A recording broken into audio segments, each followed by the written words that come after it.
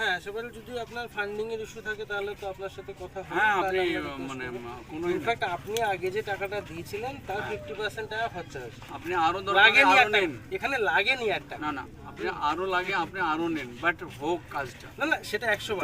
ওটা আমি চিঠি করে দিচ্ছি। আপনি একটু ইরিগেশনকে যদি আপনার এন্ড বলে থেকে একটু ইরিগেশনের এক্সিকিউটিভ ইঞ্জিনিয়ার সাহেবকে যদি একটু নক করে দেন, একটু ডিএম সাহেবকে বলছেন, ডিএম সাহেব নোট দিয়ে দিয়েছেন। হ্যাঁ হ্যাঁ, এবার যদি বলতে পারেন ভালো, তাহলে ওনারা একটা কনফার্মেশন দিলে আমরা নেমে যাবো। ঠিক আছে। বাট টেকনিক্যালি তো ওনারা না বললে এখানে আমরা হাত দিলে যদি আবার কিছু হয় তখন সবাই বলবে যে আমরা হয়তো উইদাউট মাচ নলেজ আমরা এখানে হাত দিয়ে দিই।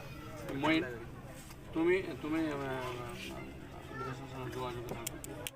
আমাদের এন্ড থেকে যেটা করা আছে, যেমন একটা চিঠি করে দেওয়া আছে, যে ফান্ডটা রেস্ট আছে সেটা ইউজ হোক, মানে এতে এই পারপাসে কাজ হোক। যদি ফান্ড আরও লাগে সেটাও আমরা অ্যালাউ করবো আর কি, ঠিক আছে?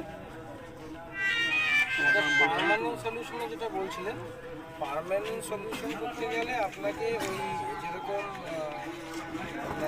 পারমানেন্ট সলিউশনটা যেতে মানে ওই দীঘা বা ওই সব জায়গায় যেরকম বিশাল স্ল্যাব ওয়ার্ক করে বাউন্ডারি ওয়াল করা আছে, ওই পর্যায়ের কাজ লাগে।